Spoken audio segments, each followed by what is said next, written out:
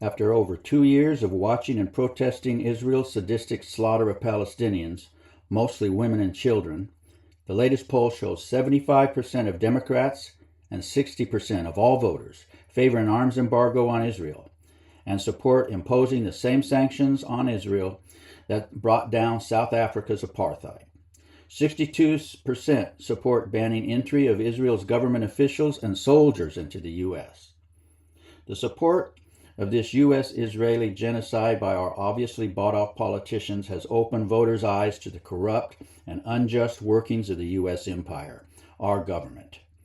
We don't want our government enabling and committing genocide, and we don't like paying for it.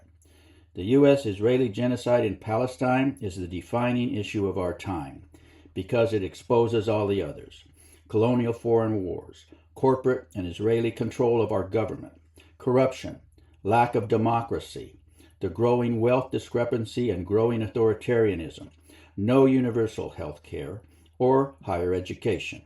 As long as our politicians support a genocide against our will, none of these problems will be solved.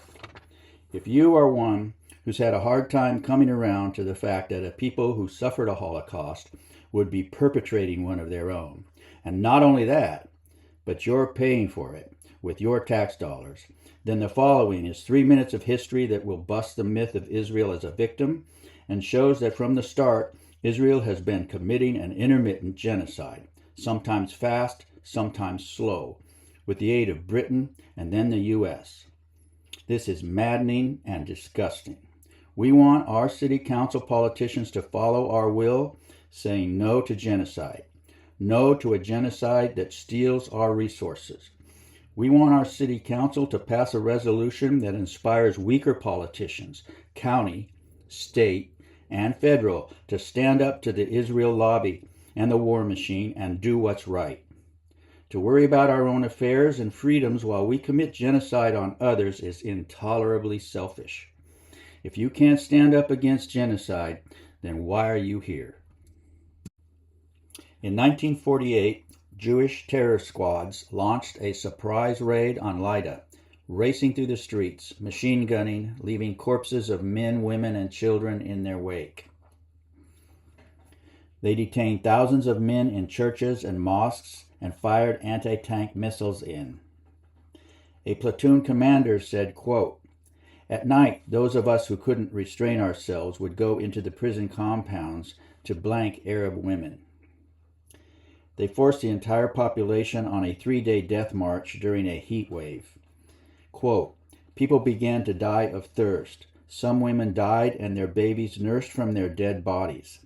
Many buried their dead in the leaves of corn." Unquote.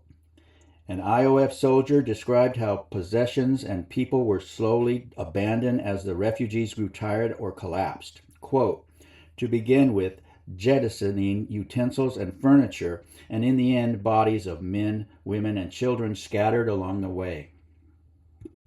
Israelis stripped Palestinians of all jewelry and valuables, and in Lydda alone, looted 1,800 truckloads of possessions from their homes.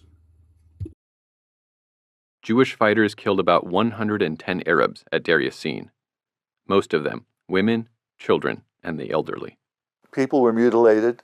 Hand grenades were simply thrown into houses.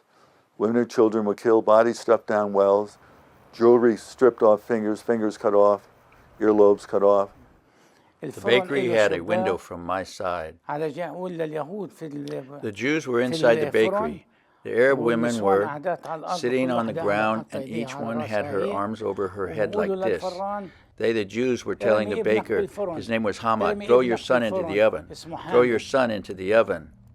He replied, "I will not throw my son." He told him, "Grill him." They hit Hajim Hamad on the head and took the child and threw him into the oven. I saw this scene. From their homes in their pajamas, they took them like cows in front of them and they killed them. One guy raped a 16-year-old girl. The girl came back half dead like a rag. He's giggling about them raping a 16-year-old. And that's what I was told Hamas did and why I'm supposed to hate them. But apparently their country was founded on this and they're all giggling about it. Murdered them in this enclosure, surrounded by barbed wire. All the men were rounded up. They were all sitting on the ground, and someone comes and takes a machine gun and starts and then reloads the cartridge. What do you think? And some guys took flamethrowers and ran after people and incinerated them.